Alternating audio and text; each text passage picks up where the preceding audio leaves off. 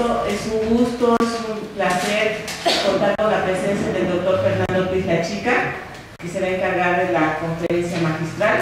Entonces, basta decirles que el doctor pues, fue pionero hace muchos años de lo que es la psicoterapia corporal y pionero en la formación de lo que ahora se llama psicoterapia. Bueno, con ustedes el doctor Fernando Ortiz.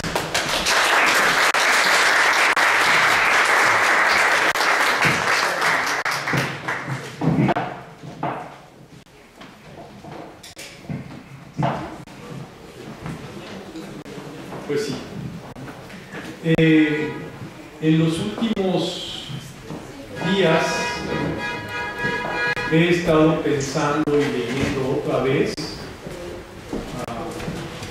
de Reich y acerca de Reich y del análisis del carácter. Y les quiero preguntar, ¿quiénes han leído análisis del carácter? A ver, veo manos. Peregrino no levantó las manos. ¿Quiénes lo han leído más de una vez? Ay, mira. Está bien. ¿Mandé? ¿No le han entendido? Sí, no le han entendido. Bueno, miren, me gusta mucho hablar de Reich y de análisis del carácter. Y como les decía, en los últimos días, o desde que me invitaron, pero particularmente en los últimos días he estado pensando en esta plática y he cambiado muchas veces de parecer acerca de lo que voy a decir y no voy a decir, pero sí voy a hablar del análisis del carácter de Reich. Estaba pensando, miren, en la época que Reich escribió este libro, bueno, ¿cuál es la época que Reich escribió este libro? En realidad, el libro Análisis del Carácter, tal como lo podemos comprar, está escrito entre 1928 y 1949. Suena bonito lo de 80 años de la publicación, pero pues no es cierto, porque los ensayos que forman parte de la primera parte, que se publicó en 1933, se empezaron a escribir en 1928. Es decir, la primera parte del análisis del carácter de 1933 consta de artículos y ponencias de Reich cuando era psicoanalista. Y en ese tiempo, él escribe acerca de ese tiempo de sí mismo. Dice, yo estaba siempre en conflicto entre la lucha social y mis intereses científicos. Por la lucha social quiere decir que Reich el año anterior había publicado, por ejemplo, La lucha sexual de los jóvenes, que unos años atrás había sido militante socialista y luego comunista, que encabezaba un movimiento al que llamó Sexpol, Sexualidad y Política, pero a la vez que trabajaba en su consultorio y que estaba refinando, todavía en los años 20, pensaba que estaba refinando el psicoanálisis, estaba añadiendo a la técnica psicoanalítica. Entonces venía yo para acá, en el coche de Mercedes Valdovinos, que es un anaranjado subterráneo grande, ¿verdad? Venía yo en el metro para acá y pensaba, ¿cómo sería Reich hoy en México? ¿Cómo sería Reich aquí? Sería, bueno, sus amigos le decían Billy, aquí le decíamos Memo, ¿no? Sería, por ejemplo, Memo Chávez, Memo Gutiérrez, una cosa así. Memo, Billy Reich, que aquí sería como Memo Gutiérrez, hubiera estado presente, aunque no le pasó nada, en la manifestación del 68. Eso lo hubiera llevado a la izquierda, lo hubiera empezado a publicar panfletos y libros, y se hubiera hecho socialista y luego comunista, pero luego se hubiera decepcionado de la izquierda y habría seguido con su trabajo científico. No sé bien, eso sí no dicen sus biógrafos en qué colonia tenía su consultorio, pero a lo mejor era en una como esta, con casas como esta, una colonia que nació a finales del siglo XIX. Entonces pensemos que Reich estaba aquí. Y bueno, en 1933, cuando Reich publicó el análisis de carácter, en enero de ese año firmó un contrato con la asociación, con la Editorial Psicoanalítica Internacional para la publicación de la primera edición de Análisis del Carácter. En marzo le habló Freud para decirle que siempre no, que no le podían publicar el libro por la situación que vivía entonces Austria, con un gobierno de derecha que había restringido las libertades civiles, que estaba persiguiendo gente, pero probablemente también porque la militancia de Reich en la izquierda lo alejó de la corriente principal de los psicoanalistas viejos o maduros, y no le quisieron publicar su libro Análisis del Carácter. Pero ya estaba en lo que llaman galeras, él ya estaba en proceso de impresión, y entonces él lo costeó de su lana, cosa que haría toda la vida, Casi todos sus libros los publicó con su dinero, por su cuenta de riesgo, sus propias editoriales. Entonces, si tuviéramos el libro, diría edición de autor o diría ediciones de sexualidad y política. Y bueno, parte de mi duda de qué hablar hoy es que Análisis del Carácter de Reich son en realidad 3 libros. Las ediciones, la edición de 1933 hoy es la primera parte, y de ensayos, como decía yo hace rato, escritos a partir de 1928, y se llama La técnica psicoanalítica. Entonces ahí uno puede ver a Reich, el psicoanalista, que empieza a hablar de análisis del carácter. Ahorita me regreso a eso. La segunda parte, publicada en 1945, pero que se empezó a escribir como desde el 34, es una teoría del carácter. Entonces ahí Reich intenta hacer, no lo logra, por supuesto, una teoría psicoanalítica del carácter, y esto se compila en la segunda edición del 45, y la tercera edición de 1949 encontramos a Reich, el orgonterapeuta, ya es el mismo, es como una transición del psicoanálisis en la primera edición a la vegetoterapia caracteroanalítica en la segunda, a la orgonterapia en la tercera.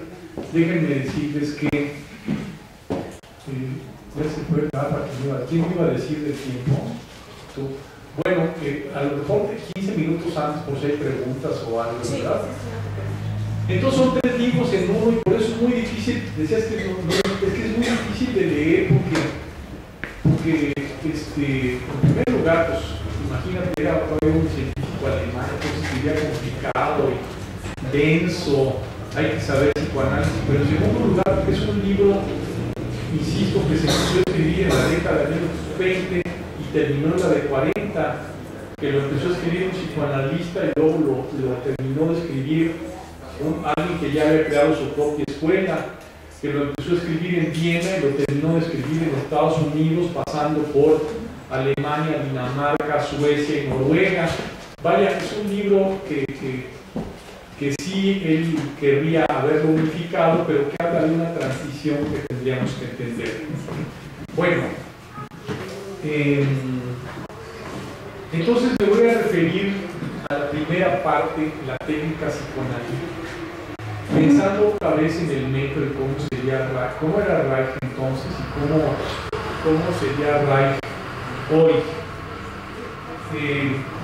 Dice Reich en ese libro y en otros ensayos medio autobiográficos, y dicen sus biógrafos, que bueno, él conoció a Freud en 1919 y empezó a destacar ya como algunos de sus alumnos brillantes a principios de la década de 1920, pero dice él, y no nomás dice él, sino muchos psicoanalistas de la época, que la técnica psicoanalítica, yo creo que más propiamente habría que decir el método psicoanalítico, no estaba definido entonces, que había tantas formas de hacer psicoanálisis como psicoanalistas, que cada quien le hacía más o menos como quisiera, y que no había una escuela de formación formal de psicoanálisis, sino que iban a los seminarios con Freud.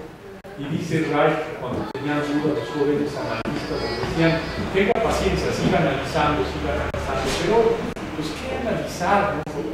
¿Dónde me voy con una persona que llega a mi consultorio y habla de, pues de todo y de nada, ¿no? Imagínate que yo al rato voy a mi sesión de psicoanálisis en Viena y entonces digo, pues doctor Fer, fíjese que hoy fui a la colonia Santa María de la Ribera y entonces me bajé en el metro y entonces caminé por la Alameda de Santa María y entonces me acordé de mis abuelos que vivieron en esta colonia hace más de 80 años. Es decir, ¿qué el psicoanalista qué agarraría de todo esto?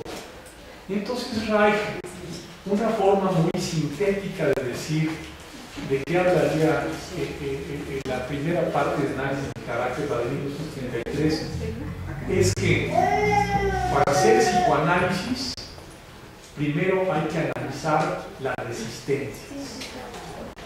Es decir, voy a análisis acá con la doctora Chávez, ¿verdad? Entonces quiero ir con la doctora Chávez porque está ampliamente recomendada, pero hay una parte mía que quiere ir, pero hay una parte mía que se hace falta.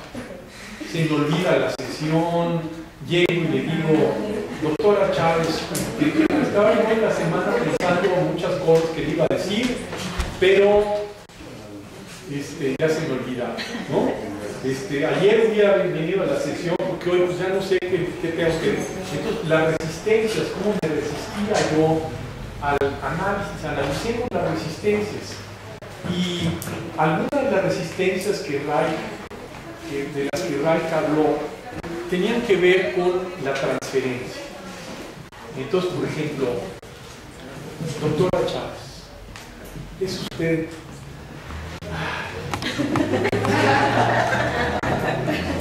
tan guapa, doctora Chávez, esos ojos, esos labios? Entonces la doctora Chávez se podía ir con la finta de pues sí, ¿no? Sí, y sí, ¿verdad? Sí tiene lo suyo la doctora Chávez, pero como era discípula de Reich, de repente a lo mejor se daba cuenta que esa excesiva amabilidad que yo tenía con ella era una resistencia, que la transferencia positiva, es decir, eso que yo volcaba hacia ella, esos atributos positivos que yo le adjudicaba, escondían otras cosas, ¿no? Entonces, a lo mejor la doctora Chávez me diría, pero usted también siente otras cosas hacia mí, y yo le diría, no, ¿cómo creo? Si yo llego aquí y siento un manantial de paz y de sabiduría, nada más de cruzar el umbral de su consultorio ya me siento aliviado. Pero ella insistiría, si ella fuera reichiana de aquellos tiempos, ella insistiría más y más, y yo tarde o temprano le diría, la verdad es que siento celos de sus otros pacientes, se me hace que los prefiere a mí, ya vi que al otro le sonrió de manera que a mí no, es usted egoísta y mala, ingrata, pérfida, romántica. Ya salió la agresión, y Reich era muy bueno para sacar la agresión de los pacientes. Entonces, bueno, parte de lo que dice esta primera parte es analicemos la transferencia, veamos que la transferencia, no estoy hablando de psicoanalítico de aquel tiempo, veamos que la transferencia positiva muchas veces esconde sentimientos hostiles, ¿no? Yo la quisiera, la doctora Chávez, nada más para mí, me chocan sus otros pacientes, quisiera venir todos los días a todas horas, y como no me pega tanto, en el fondo, sí la pego también. Entonces, la transferencia positiva, la transferencia negativa y la resistencia, pero había ciertas resistencias, y yo creo que esa es de las partes que a mí más me gustan de Reich, en la que me voy a extender hasta donde el tiempo me lo permita. Y Reich se dio cuenta que una buena parte de las resistencias tenían que ver con cómo uno era.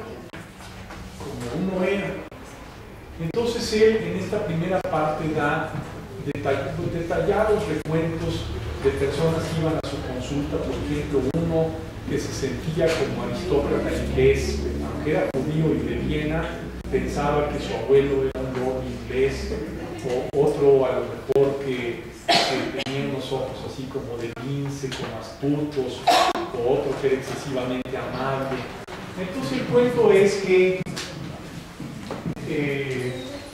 para decirlo en palabras más sencillas, todos nosotros, yo y todos nosotros, presentamos una máscara, una careta, una fachada ante el mundo, que es nuestro carácter, es lo que hemos aprendido a hacer.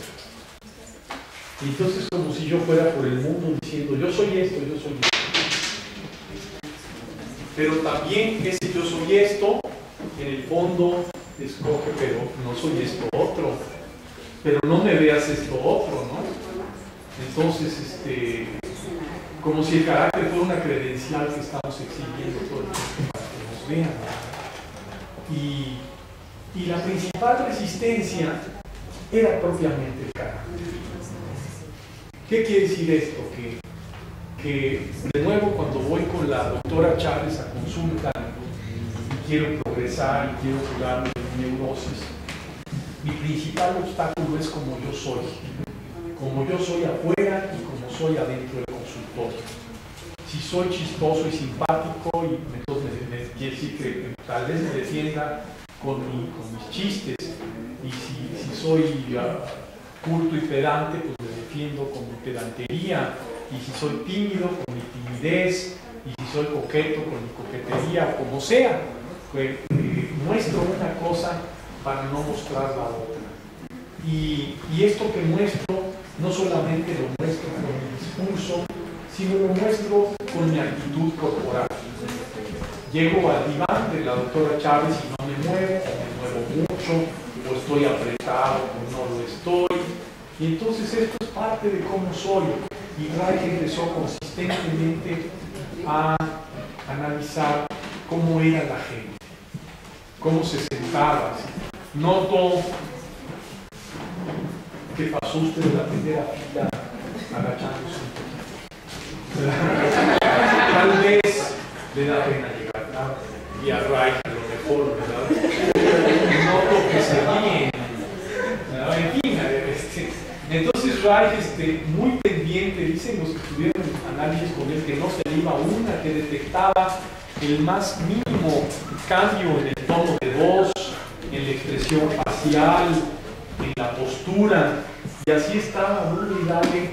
Y hoy les digo un adelanto, fíjense esto de que estaba muy dale. Hay dos cosas que ver cuando uno ve todo esto de la comunicación no verbal, lo que es Reich el experto. Uno puede ver cómo es la persona, es decir, su carácter, ¿no? Uno ve posturas típicas, tensiones musculares repetidas, expresiones faciales congeladas, pero uno también ve cómo está la persona, es decir, el aquí y el ahora. Entonces, ya no era nada más el análisis, la caricatura que pensamos algunos del psicoanálisis, que voy y hablo de mi paciente, que fíjate que cuando yo era chiquito, entonces mi mamá quería más a mi hermano, sino cómo estoy ahorita en este momento. Entonces, a lo mejor Reich hubiera dicho, cuando me habla usted de que preferían a su hermano, le chinan los dientes. Veo algo de tristeza en su cara cuando usted me platica que a su hermano le compraron el cochecito y a usted no, ¿verdad? Entonces, me traería más allá de la historia a cómo estaba yo viviendo esa historia aquí y ahora. Y yo creo que eso es un adelanto grande de la psicoterapia que todavía hoy es vigente, por supuesto, ¿no? ¿Cómo estoy en este momento, en esta sesión contigo? Bueno, ¿cómo vamos de tiempo? Tiene todavía 20 minutos, largos minutos y luego tiempo para preguntas. Sí. Bueno, voy a ver mi acordeón. Bueno, Reich, me cuesta trabajo limitarme en la primera parte, pero Reich, las personas que estuvieron con él en terapia, insisto, dicen que era muy hábil, muy diestro para ver estas cosas, como lo que hoy llamaríamos el lenguaje del cuerpo, para no quedarse con las apariencias, pero también la mayor parte de las personas que estuvieron en terapia con él dicen que era rudo. Si hay, ¿qué serían los terapeutas técnicos y los rudos? No, pues no sé, pero él era de los rudos. Dos anécdotas que oí yo de sus de gente que fueron sus pacientes. Doctora Peregrino, ¿se acuerda usted de Myron Sharaf? Usted también Sí. Myron Sharaf, su biógrafo, dice dos cosas que yo me acuerdo. Dice que la primera sesión con Reich, él estaba en ese tiempo ya en Estados Unidos, con los hombres los veía sin ropa, las mujeres sin ropa interior, él estaba acostado en el diván, y Reich entró muy ceremonioso con bata blanca como médico, y lo vio en el diván y dijo: ¿pero qué enfermo estás? Hace mucho que no veía a alguien tan enfermo, de veras tienes una biopatía, es un término técnico, ¿no? De veras tienes una biopatía muy severa, ¿eh? Qué barbaridad, estás peor de que... Qué cosa, ¿no? Pierratos dice que un día se dejó el bigote mientras estaba en terapia con Reich, y que ya de salida de la sesión le dijo: ¿qué es esa mierda que traes ahí? Bueno, era rudo, pues, ¿no? Una expresión en la edición en inglés, y creo que también en la edición alemana, pero no sé, es muy gráfica de la rudeza de Reich. Dice él que a veces la agresión en el paciente está muy escondida y hay que... ¿Conocen ustedes esos animalitos que venden en las tiendas de mascotas, los hurones? Bueno, pero esos son muy gentiles, pero en realidad en la naturaleza los hurones son bastante agresivos, y en algunos lugares de Europa los utilizaban para cazar conejos. Como son delgaditos, se metían en las conejeras y mordisqueaban los conejos, y los conejos salían corriendo para que la gente les diera escopetazos. Entonces él dice: a veces con la agresión hay que ser como meter un hurón que mordisque, es decir, él provocaba, ¿no? Provocaba, ¿no? Como que hay que sacar la agresión. Y ahí yo me pregunto, en el Reich de hoy, que miren, de lo último del psicoanálisis que yo oigo de mis cuates analistas es este rollo de la intersubjetividad. ¿Han oído de eso? ¿Alguien ha oído de la intersubjetividad? Bueno, los psicoanalistas contemporáneos de los últimos 10 o 15 años dicen que, por ejemplo, si pensamos en lo de... ya se me fue la doctora. Si pensamos en lo que pasa en el análisis, por ejemplo, en cómo los pacientes de Reich se enojaban, puede ser, diría el psicoanálisis antiguo, que es que tienen mucha ira acumulada a través de su vida porque les hicieron muchas cosas feas y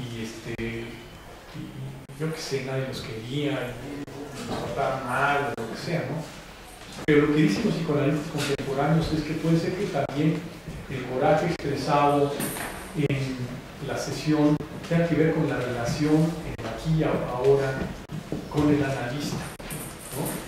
Que él probablemente está provocando algo de eso. Entonces yo pienso de repente que la rudeza de Reich y algunos de sus discípulos era responsable, por lo menos en parte, de lo que pasaba en su consultorio. No era solo las condiciones rígidas de la sociedad, el hecho de que vivían en unas sociedades militaristas, etcétera, sino el hecho de que él mismo, dice una discípula y seguidora de él, noruega, él me aplastaba, pero yo soporté que me aplastara porque también era madre. Bueno, pues sí, se enojaban con él porque tenían enojo antiguo, pero también porque él los hacía enojar, es un provocador. Y así lo fueron, por lo menos, algunos de sus discípulos, como Fritz Perls, el creador de la Gestalt, a quien analizó en Berlín, como el doctor Lowen y su colaborador de muchos años, el doctor Pierre Racos, a quienes conoció en Estados Unidos, eran terapeutas rudos, pues provocadores. Entonces pienso yo, ¿cómo sería, qué está pasando con el análisis del carácter hoy? Está pasando, creo que, muchas formas de psicoterapia, o todas, pues muchas de las formas de psicoterapia, por lo menos a mí me interesan, yo creo que valen más la pena, trabajan como Reich en el aquí y en el ahora, pero sin tanta rudeza. Hoy diríamos que muchas psicoterapias, como el fútbol americano, le dirían a Reich rudeza necesaria, entonces el americano no regresaría un poquito, pero era un hombre de su tiempo. Voy a hablar un poquito de la segunda parte. Aunque la segunda parte ya vimos que fue publicada en 1945, también en la década de los 30 se empezó a escribir. La segunda parte, en realidad forma parte ya ahora de un libro. La segunda parte es una teoría psicoanalítica de carácter. En la segunda parte están los famosos capítulos de tipos de carácter, narcisista, histérico, etc.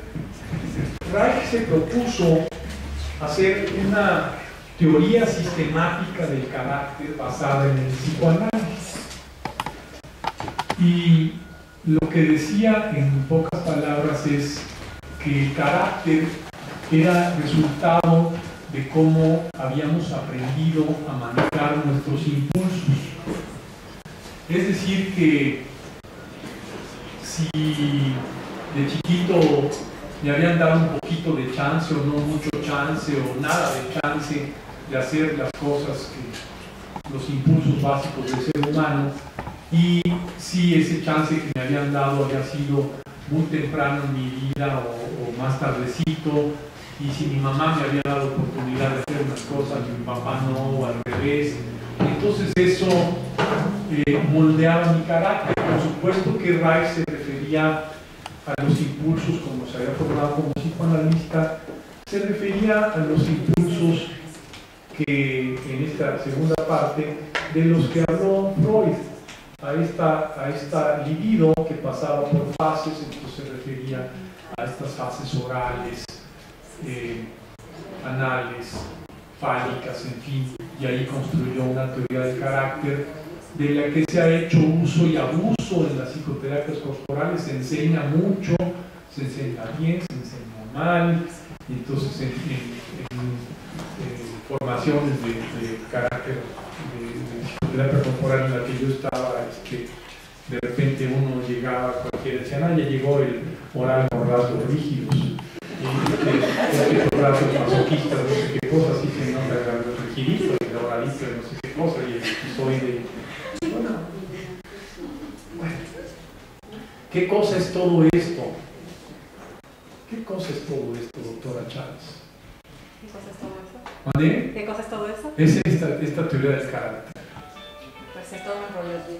¿Esto qué? Es un rollote. Todo un rollote. Tiene razón la doctora Chávez, sí, como siempre, porque sabe que es una teoría, es una forma de ver a las personas, no es cierta, pero tampoco falsa. Sino todo lo contrario, decía Perullo, ¿no?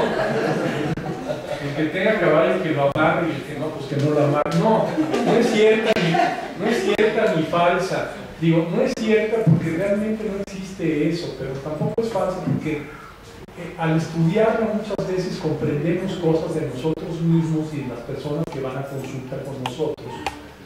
Nos ayudan a ver la realidad. Si nos ayuda a ver la realidad, está bien. Si nos ayuda a ver cosas de nosotros mismos, está bien.